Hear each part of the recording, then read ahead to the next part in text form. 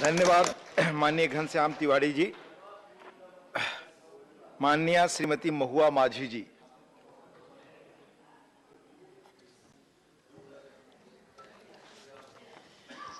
धन्यवाद माननीय उपसभापति महोदय, आपने मुझे बोलने का अवसर दिया। आज मैं केंद्र सरकार की सराहना करती हूं कि उन्होंने कार्बन उत्सर्जन को कम करने के लिए ऊर्जा संरक्षण विधेयक 2022 ला रहे हैं। ये अच्छी बात है कि अगर कोई इस तरह से पर्यावरण को प्रदूषित करे तो उस पर फाइन लगाया जाना उचित ही है। यहाँ अमीर गरीब सब पर 10 लाख और जो भी फाइन लगाए जा रहे हैं, इससे कार्बन उत्सर्जन कम होगा।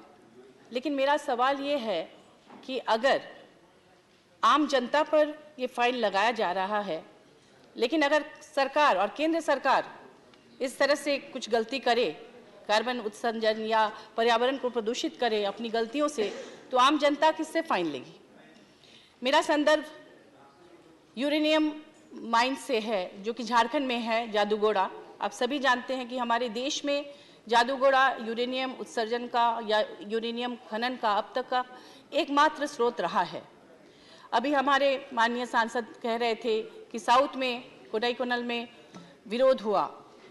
ये विरोध बहुत स्वाभाविक है, क्योंकि आप सभी जानते हैं कि जादूगोड़ा में जब पहली बार यूरेनियम की माइनिंग आरंभ हुई, उस समय सुरक्षा मानक, चूंकि ये डायरेक्ट पीएमओ के अंडर में है, ये राज्य सरकार के अंडर में नहीं है, तो इसलिए मैं कहना चाहूँगी कि वहाँ पर जो सुरक्षा मानक है उनको अनदेखी उनकी हुई।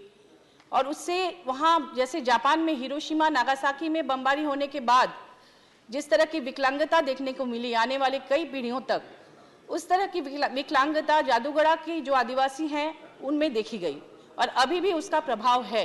क्योंकि हम सभी जानते हैं कि जब यूरेनियम को धरती से निकाला जाता है, उसका खनन होता है, तो उसे निकाल के जहाँ पर रखा जाता है, उसके बाद से उसका प्रदूषण फैलता रहता है और लाखों सालों तक वो होता ही रहता है। वो गन शॉट की तरह वो प्रदूषण फैलता रहता है।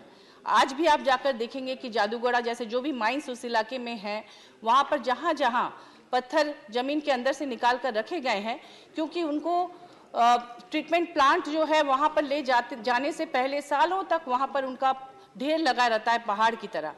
वहाँ जब बारिश होती है तो बारिश के साथ वो जो यूरेनियम के जो भी कण हैं वो पानी में धुलकर, वहाँ लोकल नदी है गारो नदी, उस नदी में जाती है और वो नदी स्वर्णरेखा नदी में जाकर मिलती है।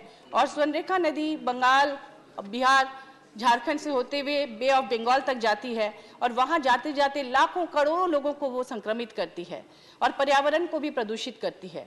जादूगोड़ा के इलाके में सिर्फ इंसान ही नहीं, बल्कि वहाँ की वनस्पति, वहाँ के जो मछलियाँ हैं, वहाँ के पशु पक्षी, सभी लोग रेडिएशन से प्रभावित होते रहे हैं।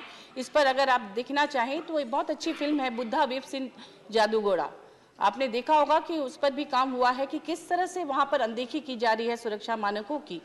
और यूरेनियम इतना खतरनाक खनिज है कि जो उसके संपर्क में आता है वो कहीं ना कहीं उससे प्रभावित होता है। मैंने एक उपन्यास भी लिखा है इस पर, मरंगोड़ा नीलकंठ, आप लोग जानते ही होंगे, जिसमें कि ये सारा रिसर्च भी है। और उसमें देखा गया कि जादूगोड़ा चूँकि जमशेदपुर से 25-30 किलोमीटर की दूरी में है, तो एक समय देखा गया कि जमशेदपुर में 6 महीने के अंदर 600 से ज़्यादा बच्चे से संक्रमित पाए गए। तो इसलिए मैं कहना चाहूँगी कि केंद्र सरकार अपने इन जहाँ जहाँ खनिज वो निकालते हैं इस तरह के खतरनाक, वहाँ भी ध्यान दे।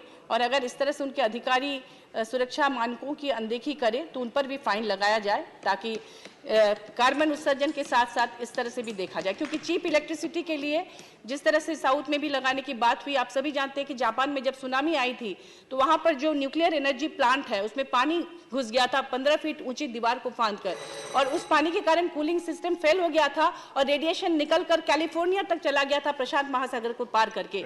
और अमेरिका ने सबसे बड़ा अपना जनरेटर भेजा था उसे ठंडा करने के लिए, अदरवाइज अब तक पूरी दुनिया तबाह हो जाती। धन्यवाद। धन्यवाद। Thank you. माननीय मनोज झा जी।